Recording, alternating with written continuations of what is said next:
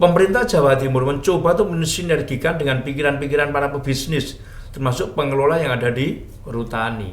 Kita ajak ngomong, ini loh ada peluang bangkit kembali. Gubernur menyampaikan kita harus optimis. Nah, optimis untuk bangkit kembali itu antara lain ada kenormalan baru yang kita sampaikan kepada mereka, dan Pak Kadifre sebetulnya menjadi persyaratan persaingan global, Pak.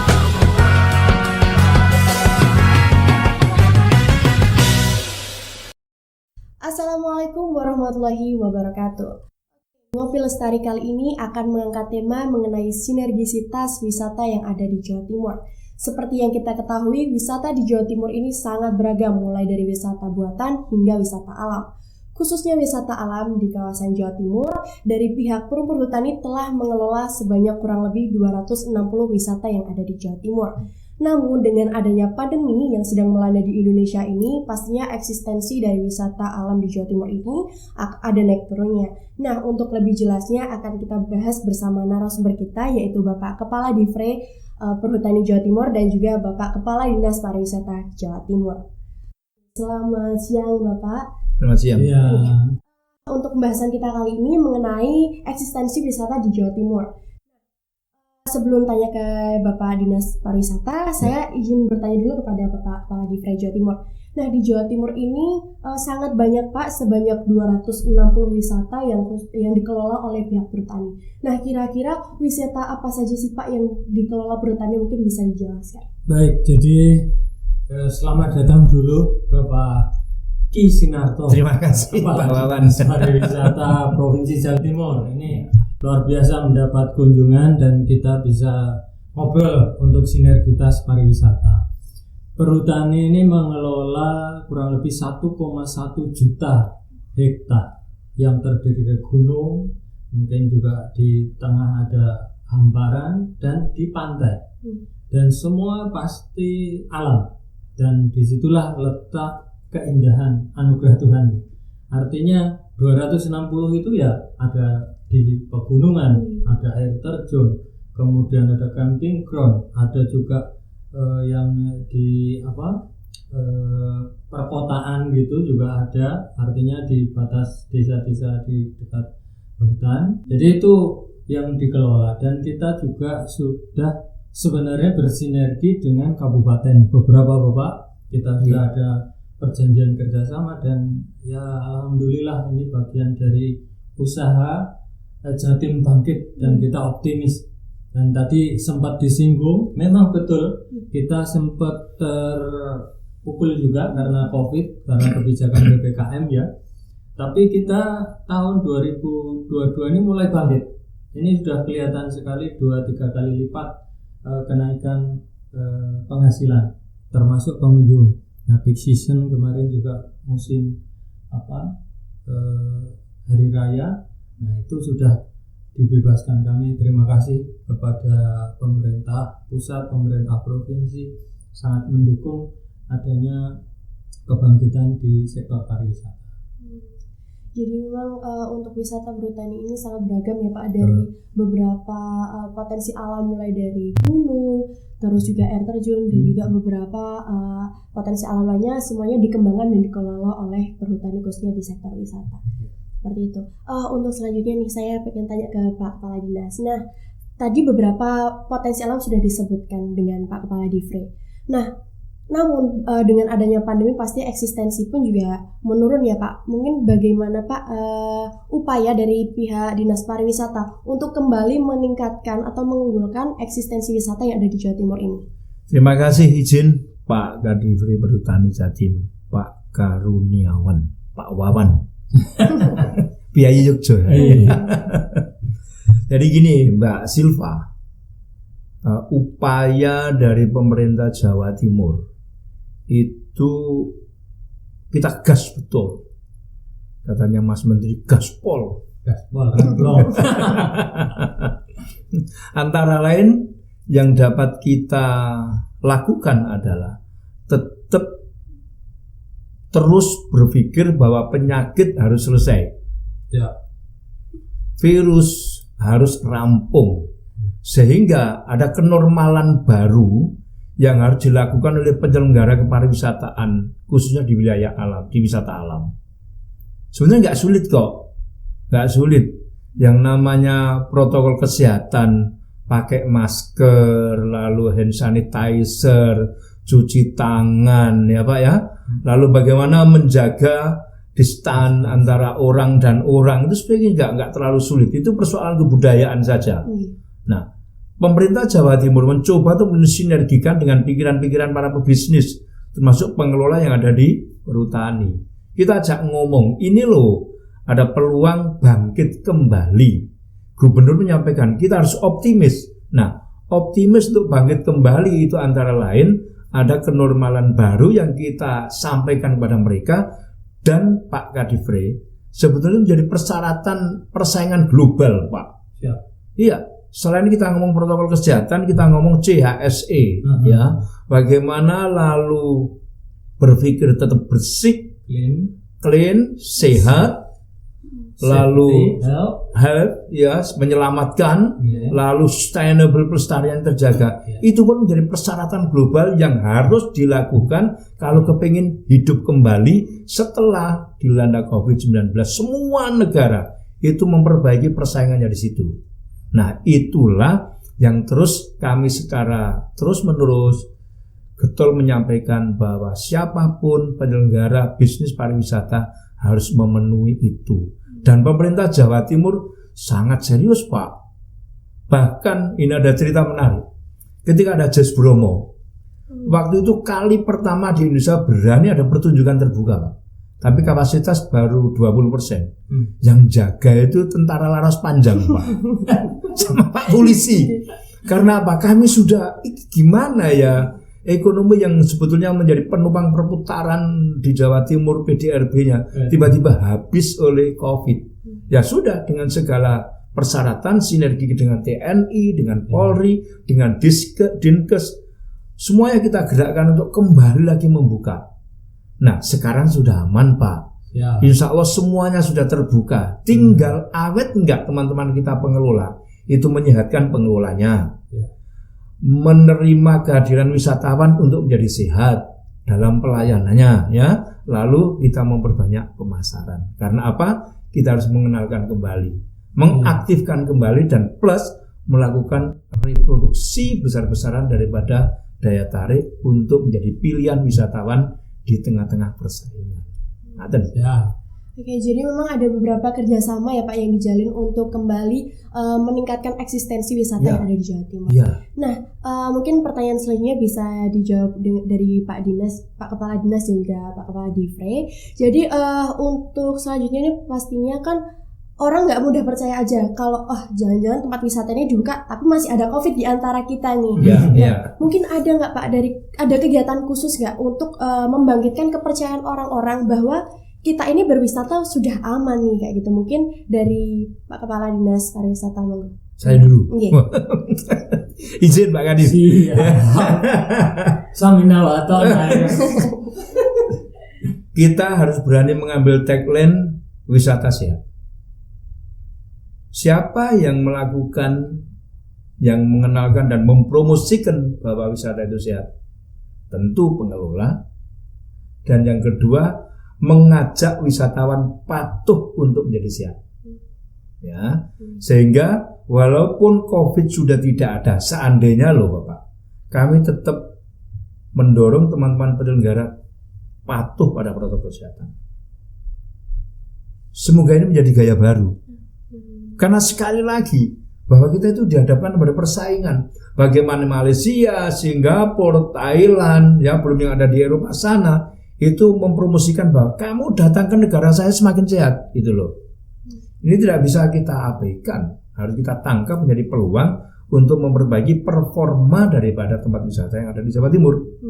Begitu juga wisatawannya, kita sering kerjasama dengan radio-radio untuk menyampaikan sampean harus menjadi penentu kesehatan di tempat wisata. Suka bersih, ya, suka jaga diri, suka aman jaga jarak, dan tetap bisa mengedukasi keluarganya. Ini yang paling penting. Artinya apa? Dua-duanya ketemu dalam satu tujuan, bahwa Jawa Timur harus mampu membuat kepariwisataan menjadi sehat. Tidak hanya di hutan, tidak hanya di tempat-tempat buatan, di tempat-tempat pertunjukan pun seperti itu. Bahkan di dalam hotel pun kita dorong untuk paham bahwa yang namanya sehat adalah pengembangan baru, dan itu pertaruhan di bidang kepariwisataan untuk memutar rezeki. Benar tadi. Ya, berarti kembali lagi ke pribadi masing-masing ya Pak, untuk meningkatkan kesadaran akan menjaga kesehatan itu penting. Ya, negara terus menemani, terus memfasilitasi. Ya.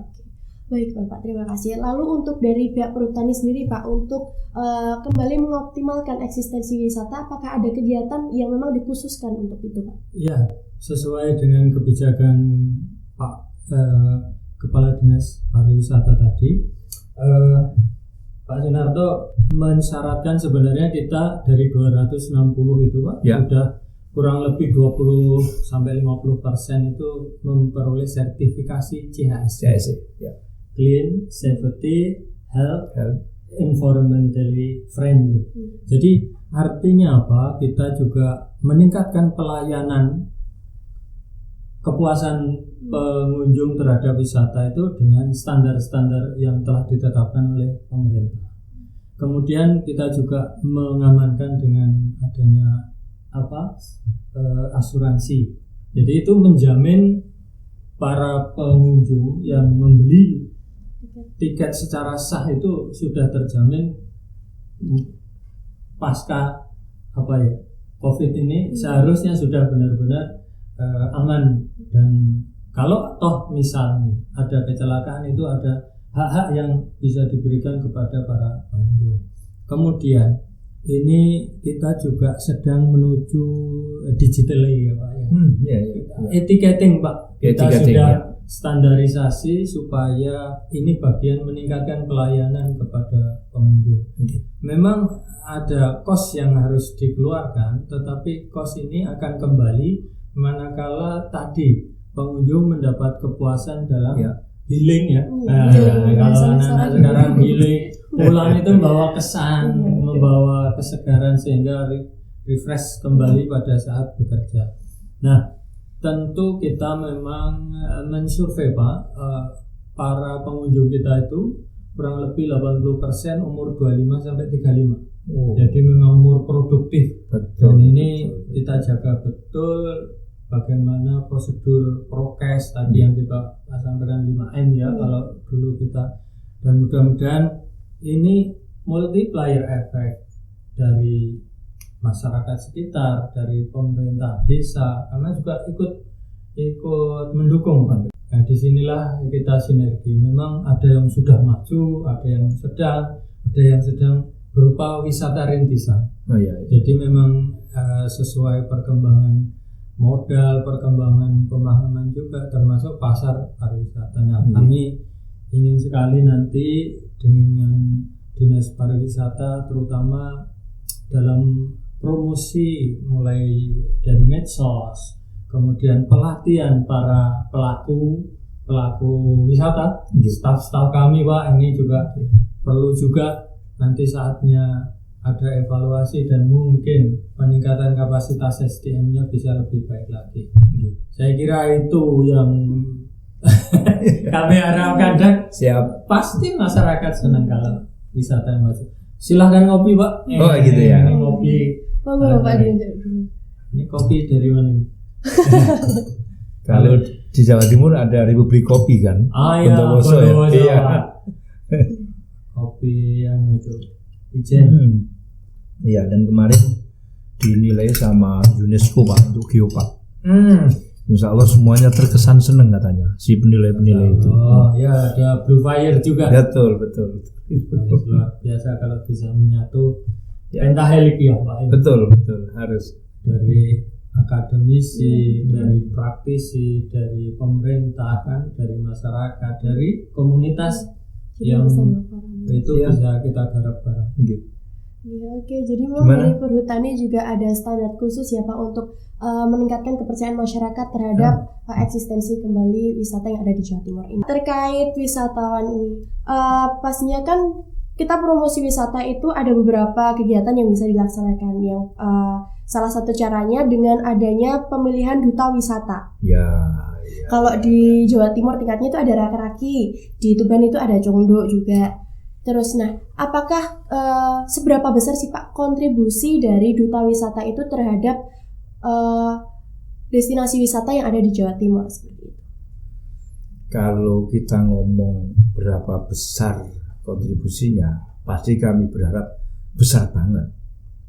Karena anak-anak cerdas loh itu, ganteng-ganteng, cantik-cantik, dia menguasai teknologi. Kita berharap, dan saya punya catatan mungkin tidak semuanya hafal. Di Surabaya itu ada Cak Ning, di Sidoarjo ada Gok Yu, di Gresik ada Cak Yu, di Mojokerto ada Gus Yu. Ini semuanya kita dorong untuk menjadi apa? Pebisnis baru di dalam sektor pariwisata. Makanya kami punya program Pak Wawan, namanya inkubasi bisnis tourism. Kami punya program itu. Mereka ini kami kumpulkan Pak. Kita ajari bagaimana dia memahami bisnis di bidang travel, ya, di perjalanan wisata, ya. Lalu lagi mungkin Pak UMKM Pak, produk-produk yang bisa dikembangkan dari kekhasan daerahnya, mengelola ketela pohon, gaya desa menjadi performa sajian hotel itu gimana? Saya datangkan chef itu, bener Mas. Jadi pikiran anak-anak sekarang itu kan seperti itu. Sekarang saya nggak tahu itu model kopi ini sekarang siapa anak-anak muda yang nggak punya bisnis kopi. Kita hadapkan pada persoalan-persoalan yang bisa menjadi peluang dia bisa cukup untuk ekonominya, tapi dengan kecerdasan umurnya. Makanya muncul Cak Ning, Gok Yu, ada lebih banyak banget nih, Kakang Mbak Yu, waduh, dan Gus Ajeng. Kita munculkan. Lalu itu di provinsi namanya Raki-Raki. Kemarin setiap Bu Gubernur misi dagang, memang karena gandeng-gandeng cantik tinggi-tinggi kok Pak. Enak dilihat. Kita jadikan model. Instagramable. Iya, itu betul. Kita jadikan model untuk fashion batik. Dan insya Allah menjadi laris sekarang teman-teman. Kita pertemukan dengan desainer. Kami punya East Java Fashion Harmony. Itu masuk dalam top 10 untuk Ken, ya, event nasional di Kemenparekraf. Kita dapat itu. Pelakunya siapa? Anak-anak itu Pak. Kita datangkan yang namanya pelatih untuk model koreografernya itu ya. Lalu kita pertemukan dengan desainer, dengan pembatik. Dia akan tampil bersama produknya desainer, mengangkat batik Jawa Timur, lalu masuk pada pasar yang dibutuhkan, mulai dari Z sampai milenial, mungkin sampai yang tua-tua. Itu nanti kita coba kasih fasilitas. Setiap kurang 3 bulan dari hari raya, kami lakukan fashion youth Muslim fashion. Jadi eventnya berkelanjutan. Betul. 1 tahun agendanya bisa sesuai dengan tema-tema yang ada. Bapak, saya izin nanti kita bisa kerjasama fashion di hutan, nggak apa-apa. Oh iya, karena sekarang banyak Tarsan Batian kan ya. Ecoprint kan? Ecoprint itu kan banyak. Sekarang lagi ini majalah Ecoprint Pak, dari batik dari daun-daunan itu. Iya, itu di wilayah Bapak, betul. Nanti lomba membuat Ecoprint dengan materi yang ada di wilayah batik alam. Betul. Ngaten Pak. Besok saya dengan tembakau. Sigar Bin yang ada di Jember, Juli insya Allah. Terkait wisata alam yang dikelola perhutani ini Pak, apakah kan dari pihak perhutani sendiri ini sudah memiliki wewenang penuh ya Pak terhadap pengelolaan wisata alam yang ada di kawasan hutan milik perhutani itu sendiri. Lah, apakah dari wisata yang sudah dikelola perhutani ini, apakah sudah melibatkan peran dari Dinas Pariwisata Provinsi untuk mengembangkan kawasan wisata di dalam hutan ini Pak? Iya, pasti kita tidak bisa lepas dari regulasi.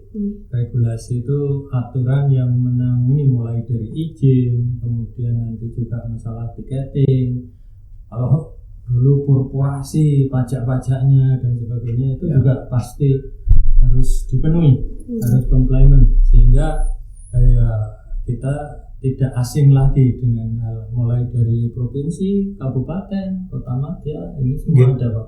termasuk nasional yang nanti tentu dengan provinsi kemasannya itu lebih modern, lebih milenial, kira-kira seperti itu. Karena sekarang luar biasa pengembangan wisata di seluruh kabupaten kota. Ya. Hampir mungkin setiap desa punya unggulan kayaknya gitu. Ya. Didorong punya unggulan. Jadi yang di kawasan hutan itu juga kerjasama dengan desa. Di luar kawasan juga banyak, di tanah-tanah pemajikan tanah apa itu istilahnya yang milik desa itu loh Pak. Ya. Ada ganjaran ya. Ganjaran. Ya. Itu banyak. Kemasannya itu lebih modern, lebih milenial, kira-kira seperti itu. Karena sekarang luar biasa pengembangan wisata di seluruh kabupaten kota. Ya. Hampir mungkin setiap desa punya unggulan kayaknya gitu. Ya. Didorong punya unggulan. Jadi yang di kawasan hutan itu juga kerjasama dengan desa. Di luar kawasan juga banyak, di tanah-tanah pemajikan tanah apa itu istilahnya yang milik desa itu loh Pak. Ya. Ada ganjaran ya. Ganjaran. Ya. Itu banyak sudah kita lakukan. Jadi memang sudah ada kerjasama ya Pak antara pihak perhutani dan juga dinas pariwisata terhadap pengelolaan hutan. Namun untuk kebijakan atau peraturan yang terselenggara di kawasan wisata tersebut Pak, apakah murni otonom dari perhutani atau juga didominasi oleh dinas pariwisata dari Jawa Timur itu sendiri Pak? Mungkin bisa dijawab Bapak dulu. Saya itu orang yang cinta lingkungan, jujur aja. Jadi kita mungkin harusnya tidak rela kalau terjadi eksploitasi di wilayah-wilayah konservasi. Karena apa? Hidup itu ekosistem. Kalau kelestarian tidak dijaga, padahal yang berkurang. Pariwisata tidak boleh merusak itu. Makanya kami tetap konsisten. Kalau dari perhutani ada aturan yang sifatnya konservatif, ya Pak ya, yang harus dipatuhi, Bahkan kami, Pak Wawan, Pak Kadifre, matur ya. Saya kemarin di Jawa Timur itu kan ada 500 lebih desa wisata. Itu kami persyaratkan supaya landscape-nya itu diatur betul persentase bagaimana pemanfaatan daripada landscape itu dengan keberadaan bangunan-bangunan yang ada. Dan tetap punya karakteristik seperti daerah yang ditempati itu. Jangan kepingin mengembalikan modal lalu justru lupa pada pelestariannya. E-nya itu, kalau JSE ngomong E-nya jangan dilupakan. Itu menjadi, entah sudah punya perda atau belum, saya pikir ini menjadi satu kepekaan kita terhadap pelestarian lingkungan. Nah, kami persyaratkan Pak. Makanya dapat kami sampaikan kepada Bapak adalah ketika kerjasama dengan masyarakat atau korporasi untuk mengelola di wilayah Bapak, mohon dengan hormat berkenan untuk melakukan perencanaan yang betul-betul bisa terarah bagaimana memanfaatkan itu. Kami sayang banget kalau itu tidak diatur. Karena apa? Ya ini guyonan saja. Saya pernah jalan-jalan kalau di Korea itu kok bagus banget ya alamnya. Alam itu dihuni 10 orang semakin bagus Pak. Di kita apakah sudah seperti itu? Ada satu orang di hutan malah karuan.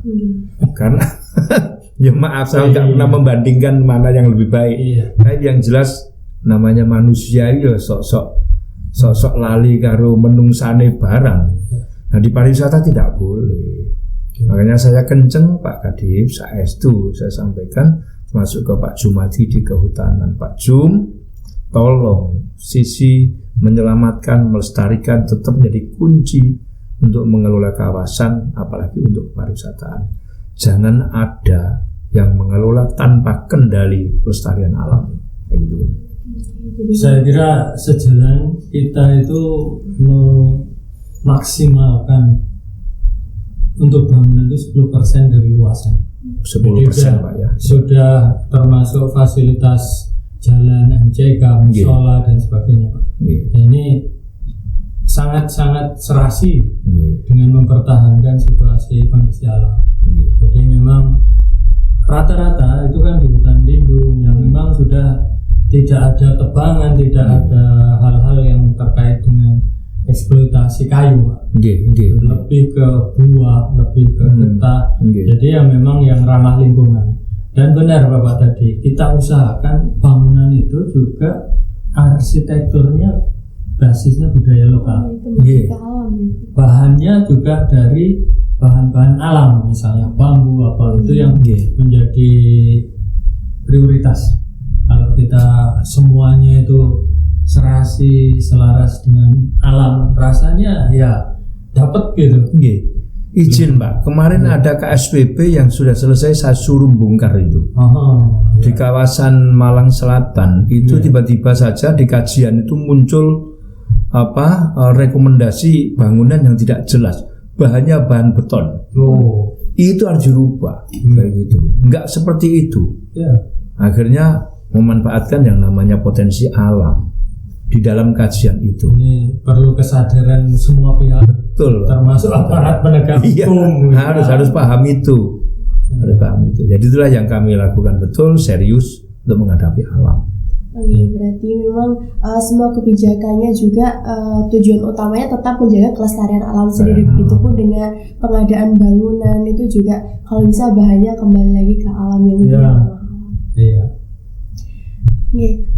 lalu Pak, untuk wisata alam di perhutani dan juga yang sudah bekerja sama dengan Dinas Pariwisata, apakah ada kriteria khusus Pak supaya dari Dinas Pariwisata ini berkenan untuk bekerja sama dalam pengelolaan wisata yang ada di perhutani? Saya ingin mendengar dari Bapak. Kalau apa persyaratan perhutani ini kan ada yang dikelola sendiri oleh perhutani, karena kita memang lama bahkan membuat anak perusahaan, contoh Coban Rondo. Coban Rondo ini ya sudah legendaris Pak, dan sudah infrastrukturnya memadai untuk kelas nasional. Kemudian kalau agak mundur sedikit, ini kelasnya seperti Papuma. Ini dikelola oleh bukan anak perusahaan, tetapi kesatuan bisnis mandiri istilah kami. Memang membidangi masalah wisata. Jadi grade-nya itu kalau tadi sudah nasional, ini mungkin regional dulu. Nah kemudian juga ada contoh cukup besar dan kerjasama dengan Pemda, yaitu Padusan itu di Mojokerto, yang Pancuran, Air Hangat dan sebagainya. Oh itu Pacet itu ya? Pacet. Jadi itu dengan Pemkab, pemerintah ya. Kemudian ada juga yang dengan LMDA istilah kami, Lembaga Masyarakat Desa Hutan. Ya istilahnya wisata-wisata rintisan. Banyak ini Pak, tersebar di seluruh kabupaten kota, di desa-desa. Nah strata itulah yang membatasi, karena apa? Ini juga kita kan bisnis, selalu terkait dengan pasar. Kalau pasarnya kuat ya otomatis pengelolaannya akan selalu meningkat.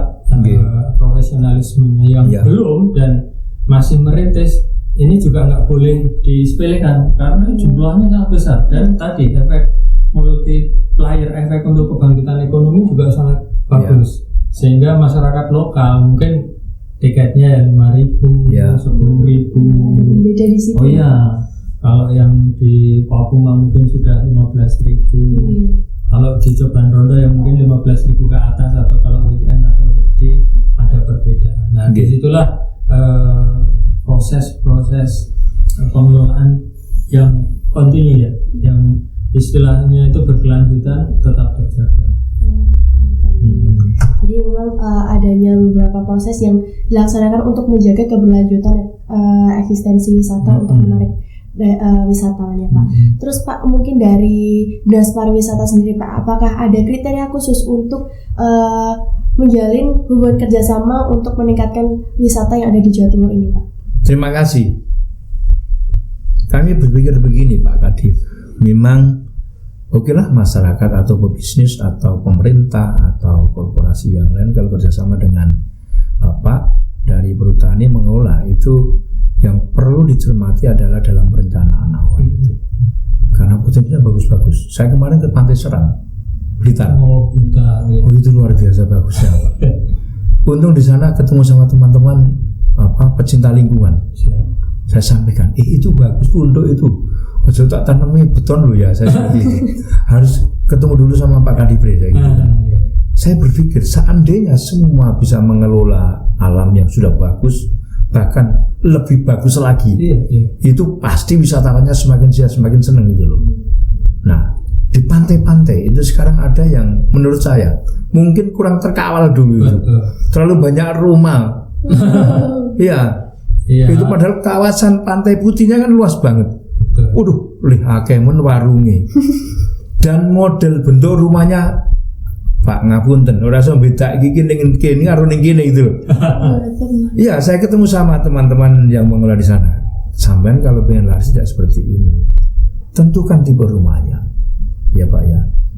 Bagaimana arsitekturnya kalau Pak tadi sampaikan. Bahkan saya ngomong pada teman-teman kepala dinas kabupaten kota, tolong kalau sampean niatan membangun pariwisata, tentukan di mana, lalu daftarkan ke Bapeda, masuk di RT RW bahwa itu adalah kawasan wisata. Supaya apa? Semuanya bisa diprotek, semuanya bisa diatur secara baik. Kalau perlu tukang-tukang membuat rumah, kartu sertifikat untuk bisa membentuk atau membuat gambar-gambar rumah yang direncanakan oleh kabupaten kota itu sendiri. Punya kekhasan yang namanya Sabta Pesona itu kan jari wong Jogja kikrek banget. Udah apik gitu loh. Nek elek ora sida teko men gitu.